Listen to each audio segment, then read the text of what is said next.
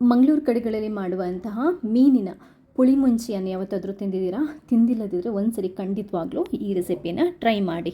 Hello, ನಮಸ್ಕಾರ ಎಲ್ರಿಗೂ.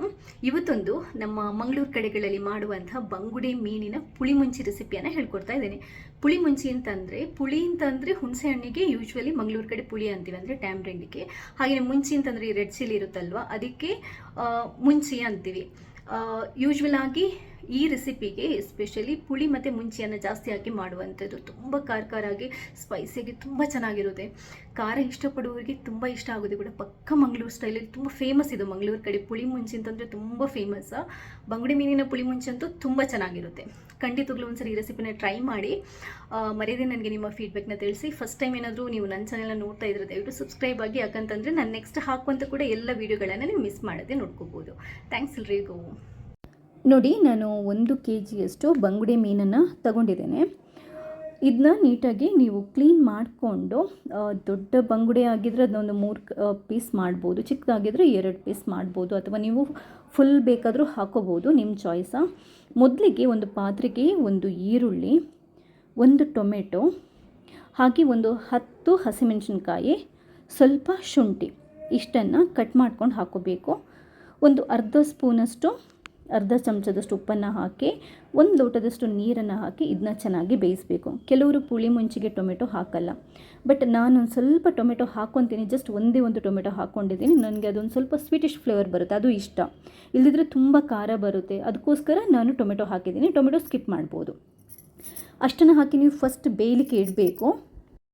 ಇವಾಗ ಮಸಾಲಕ್ಕೆ ಇಂಗ್ರೀಡಿಯೆಂಟ್ಸ್ಗಳನ್ನೆಲ್ಲ ಸ್ವಲ್ಪ ಹುರಿದುಕೊಳ್ಳೋಣ. ಸ್ಟವ್ ಮೇಲೆ ಬಾಣಲೆ ಇಟ್ಟು ಸ್ವಲ್ಪ ಅದನ್ನ ಬಿಸಿ ಮಾಡಿಕೊಂಡು ಒಂಚೂರು ಎಣ್ಣೆ ಹಾಕ್ಕೊಳ್ಳಿ. ಅದಕ್ಕೆ ಒಂದು ಅರ್ಧ ಈರುಳ್ಳಿ ಕಟ್ ಮಾಡ್ಕೊಂಡು ಹಾಕ್ಕೊತಾ ಇದ್ದೇನೆ. ಒಂದು ತುಂಡು ಶುಂಠಿ, ಒಂದು 5-6 ಎಸಳು ಬೆಳ್ಳುಳ್ಳಿ, 4 ಹಸಿಮೆಣಸಿನ್ಕಾಯಿ, ಹಾಗೆಯೇ ಒಂದು 2 ಚಮಚದಷ್ಟು ಕೊತ್ತಂಬರಿ ಬೀಜ, 1 ಚಮಚದಷ್ಟು ಜೀರಿಗೆ, ಹಾಗೆಯೇ ಒಂದು 1/4 ಚಮಚದಷ್ಟು ಸಾಸಿವೆ. ಕೆಲವರು ಸಾಸಿವೆ ಹಾಕಲ್ಲ, ತೊಂದರೆ ಇಲ್ಲ. ಅರ್ಧ ಚಮಚದಷ್ಟು ಮೆಂತೆ, ಒಂದು ಅರ್ಧ ಚಮಚದಷ್ಟು ಓಮಕಾಳು ಕೂಡ ಹಾಕ್ತಾಯಿದ್ದೇನೆ. ಓಮಕಾಳು ಅಂತಾರೆ, ಅಜ್ವಾನ್ ಸೀಡ್ಸ್ ಇರುತ್ತಲ್ವ, ಅದು ತುಂಬ ಒಳ್ಳೆಯದು ಫಿಶ್ಗೆ ಹಾಕಿದರೆ. ಹಾಗೆಯೇ ಒಂದು 15ರಷ್ಟು ಬ್ಯಾಡಗಿ ಮೆಣಸು, ಆಮೇಲೆ ಒಂದು 10ರಷ್ಟು ಈ ಗುಂಡು ಮೆಣಸು ಇರುತ್ತೆ, ಅದಕ್ಕೆ ಏನಂತಾರೆ ನಮ್ಮ ಕಡೆ ಮಂಡೆ ಮುಂಚಿ ಅಂತ ಹೇಳ್ತಾರೆ. ರೌಂಡಾಗಿ ಬರುತ್ತೆ, ಒಳ್ಳೆ ಫ್ಲೇವರ್ ಕೊಡುತ್ತೆ. ಮಂಗಳೂರು ಸ್ಟೋರ್ಗಳಲ್ಲಿ ಯೂಶ್ವಲ್ ಆಗಿ ಸಿಗುತ್ತೆ. ಇಷ್ಟನ್ನು ಹಾಕಿ ಲೈಟಾಗಿ ಹುರಿದ್ಕೋಬೇಕು. ಮೀನು ಪದಾರ್ಥ, ಮೀನು ಕರಿ ಅಥವಾ ಪುಳಿ ಮುಂಚಿಗೆ ನಾವು ಇಂಗ್ರೀಡಿಯೆಂಟ್ಸ್ಗಳನ್ನು ತುಂಬ ಹುರಿದ್ಕೊಳ್ಳುವಂಗಿಲ್ಲ. ಕೆಲವರು ಆ್ಯಕ್ಚುಲ್ ಆಗಿ ಹಸಿಯೇ ಮಾಡ್ತಾರೆ, ಅದು ಚೆನ್ನಾಗಿರುತ್ತೆ. ಬಟ್ ನಾನು ಸ್ವಲ್ಪ ಹುರಿದ್ಕೊಂಡು ಮಾಡ್ತೀನಿ. ಅಷ್ಟೊತ್ತಿಗೆ ಟೊಮೆಟೊ ಮತ್ತು ಈ ಹಸಿ ಮೆಣಸಿದ್ದು ಚೆನ್ನಾಗಿ ಬೆಂದ್ಬಿಟ್ಟು ಅದರ ಫ್ಲೇವರ್ ಎಲ್ಲ ಬಿಟ್ಕೊಂಡಿರುತ್ತೆ. ಒಂದು ಲಿಂಬೆ ಗಾತ್ರದಷ್ಟು ಹುಣಸೆ ಹಣ್ಣನ್ನು ಹಾಕಬೇಕು. ಹುಣಸೆ ಹಣ್ಣು ಸ್ವಲ್ಪ ಜಾಸ್ತಿನೇ, ಯಾಕಂತಂದರೆ ಇದು ಪುಳಿ ಮುಂಚಿ ಆದ್ದರಿಂದ. ಇಂಗ್ರೀಡಿಯೆಂಟ್ಸ್ ಎಲ್ಲ ತಣ್ಣಗಾದ ನಂತರ ಮಿಕ್ಸಿಗೆ ಹಾಕ್ಕೊಂಡು ಫಸ್ಟ್ ಒಂದು ಸ್ವಲ್ಪ ಅರಿಶಿನ ಹಾಕ್ಕೊಳ್ಳಿ. ಅರಿಶಿನ ಹುರಿಯುವಾಗ ಹಾಕ್ಬೋದು, ಇಲ್ದಿದ್ರೆ ನೀವು ರುಬ್ಕೊಳ್ಳುವಾಗ ಬೇಕಾದರೂ ಹಾಕ್ಬೋದು. ಒಂದು 1/4 ಚಮಚದಷ್ಟು ಅರಿಶಿನ, ಸ್ವಲ್ಪ ನೀರನ್ನು ಹಾಕಿ ಫಸ್ಟ್ ಒಂದು ರೌಂಡ್ ಪುಡಿ ಮಾಡ್ಕೋಬೇಕು. ಗ್ರೈಂಡರಲ್ಲಾದರೆ ನಿಮ್ಗೆ ಗೊತ್ತಾಗುತ್ತಲ್ವ, ನುಣ್ಣಗೆ ಟೋಟಲಾಗಿ ಇದಕ್ಕೆ ತುಂಬ ನುಣ್ಣಗೆ ನಾವು ರುಬ್ಕೋಬೇಕು ಮಸಾಲೆನ. ನೋಡಿ, ಈ ಹದಕ್ಕೆ ಬರಬೇಕು, ತುಂಬ ನೀರು ಮಾಡೋದು ಬೇಡ. ಮಸಾಲೆ ರೆಡಿಯಾಗಿದೆ. ಹಾಗೆಯೇ ನಾವು ಟೊಮೆಟೊ ಎಲ್ಲ ಬೇಯಲಿಕ್ಕೆ ಇಟ್ಟಿದ್ವಲ್ವ, ಅದು ಕೂಡ ನೀಟಾಗಿ ಬೆಂದಿದೆ. ಇವಾಗ ನಾವು ಮಸಾಲಾನ ಹಾಕ್ಕೋಬೋದು ಡೈರೆಕ್ಟಾಗಿ. ಇದಕ್ಕೆ ಹಾಕ್ಕೊಂಡು ಇವಾಗ ನೀರನ್ನು ಹಾಕಿ ನಾವು ಅಡ್ಜಸ್ಟ್ ಮಾಡ್ಕೋಬೇಕಾಗುತ್ತೆ. ತುಂಬ ನಿಮಗೆ ದಪ್ಪ ಬೇಕು ಅಂತಿದ್ರೆ ನೀರು ಕಮ್ಮಿ ಹಾಕ್ಕೊಳ್ಳಿ. ಸ್ವಲ್ಪ ಲೈಟಾಗಿ ಸಾರು ಥರ ಬೇಕು ಅಂತಂದರೆ ಒಂದು ಸ್ವಲ್ಪ ತೆಳ್ಳಗೆ ಮಾಡ್ಕೋಬೋದು. ಟೋಟಲಾಗಿ ನಿಮ್ಮ ಚಾಯ್ಸ. ನಾನು ಮೀಡಿಯಮ್ ಲೆವೆಲ್ ಅಂದರೆ ಹದಕ್ಕೆ ಒಂದು ಅಂದಾಜಾಗಿ ಮಾಡ್ತಾಯಿದ್ದೀನಿ. ತುಂಬ ದಪ್ಪ ಅಥವಾ ತುಂಬ ತೆಳ್ಳಗೆ ಮಾಡ್ಕೊತಾ ಇಲ್ಲ. ಇದಕ್ಕೆ ನೀವು 1.5 ಚಮಚದಷ್ಟು ಉಪ್ಪನ್ನು ಹಾಕೋಬೇಕಾಗುತ್ತೆ. ಉಪ್ಪು ಜಾಸ್ತಿ ನೋಡ್ಕೊಂಡು ಹಾಕ್ಕೊಳ್ಳಿ ನೀವು ಎಷ್ಟು ಕ್ವಾಂಟಿಟಿ ಇದೆ ಅಂತ. ಯಾಕಂತಂದರೆ ಮೆಣಸು ಮತ್ತು ಹುಣಸೆಹಣ್ಣು ಜಾಸ್ತಿ ಹಾಕಿರೋದ್ರಿಂದ ಉಪ್ಪು ಕೂಡ ನಮಗೊಂದು ಸ್ವಲ್ಪ ಜಾಸ್ತಿನೇ ಬೇಕಾಗುತ್ತೆ.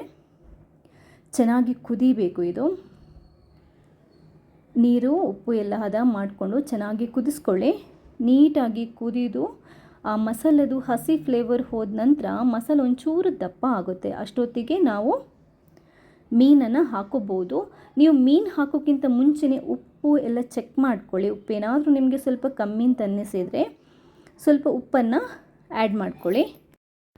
ಮಸಾಲೆ ಕುದಿದ ನಂತರ ನಾವು ಮೀನನ್ನು ಹಾಕ್ಕೊಳ್ಳುವಂಥದ್ದು. ಮೀನು ಹಾಕೋಕ್ಕಿಂತ ಮುಂಚೆ ಕರೆಕ್ಟಾಗಿ ಮಸಾಲಕ್ಕೆ ಉಪ್ಪು ಖಡಕ್ಕಾಗಿರಬೇಕು. ಯಾಕಂತಂದರೆ ಮೀನಿಗೆ ಎಳ್ಕೊಳ್ಳುತ್ತಲ್ವ, ಇಲ್ಲದಿದ್ದರೆ ಕೊನೆಗೆ ನಮಗೆ ಉಪ್ಪು ಹಾಕಿ ಅದನ್ನ ತಿರುಗಿಸ್ಲಿಕ್ಕಾಗಲ್ಲ, ಯಾಕಂತಂದರೆ ಮೀನೆಲ್ಲ ಪುಡಿ ಪುಡಿ ಆಗುತ್ತೆ. ಅದರಿಂದ ನೀವು ಮೀನು ಹಾಕೋಕ್ಕಿಂತ ಮುಂಚೆನೇ ಮಸಾಲೆಗೆ ಒಂದು ಸ್ವಲ್ಪ ಖಡಕ್ಕಾಗಿ ಉಪ್ಪಿರೋ ಥರ ನೋಡ್ಕೊಳ್ಳಿ. ಮೀನು ಹಾಕಿದ ನಂತರ ಒಂದು ರೌಂಡ್ ಕುದೀಲಿಕ್ಕೆ ಬಿಡಬೇಕು. ಒಂದು 2-3 ನಿಮಿಷದೊಳಗಡೆ ಮೀನು ಬೇಯುತ್ತೆ. ಅಂದರೆ ನಾವು ಕುದೀತಿರುವಂಥ ಮಸಾಲಕ್ಕೆ ಮೀನನ್ನು ಹಾಕೋದ್ರಿಂದ ಒಂದು 3 ನಿಮಿಷದೊಳಗಡೆ ಬೇಯುತ್ತೆ. ಯಾಕಂತಂದರೆ ತುಂಬ ಏನು ಟೈಮ್ ಬೇಕಾಗಲ್ಲ.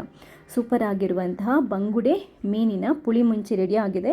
ನಾನು ತುಂಬ ದಪ್ಪ ಮಾಡಿಲ್ಲ, ಯಾಕಂತಂದರೆ ಅನ್ನಕ್ಕೆ ನಮಗೆ ಸಾರು ಥರ ಬೇಕಾಗಿರೋದ್ರಿಂದ ಸ್ವಲ್ಪ ತೆಳ್ಳಗೆ ಮಾಡಿದ್ದೀನಿ. ಇದನ್ನ ಮತ್ತೆ ಕುದಿಸ್ತಾ ಹೋದರೆ ಒಂದು ಸ್ವಲ್ಪ ನಮಗೆ ತಿಕ್ಕಾಗಿ ಬರುತ್ತೆ. ಇಲ್ಲದಿದ್ದರೆ ಶುರುವಿಗೆ ನಾವು ಒಂದು ಸ್ವಲ್ಪ ಮಸಾಲೆನ ತಿಕ್ ಮಾಡ್ಕೋಬೋದು. ನೋಡಿ, ಸೂಪರ್ ಆಗಿರುವಂತಹ ಬಂಗುಡೆ ಮೀನಿನ ಪುಳಿ ಮುಂಚಿ ರೆಡಿ ಆಗಿದೆ. ರೆಸಿಪಿ ಇಷ್ಟ ಆದರೆ ಲೈಕ್ ಮಾಡಿ. ನೀವು ಮಾತ್ರ ನೋಡೋದಲ್ಲ, ಬೇರೆಯವರಿಗೆ ಶೇರ್ ಮಾಡೋದನ್ನು ಕೂಡ ಮರೆಯಬೇಡಿ. ಥ್ಯಾಂಕ್ಸ್ ಎಲ್ರಿಗೂ.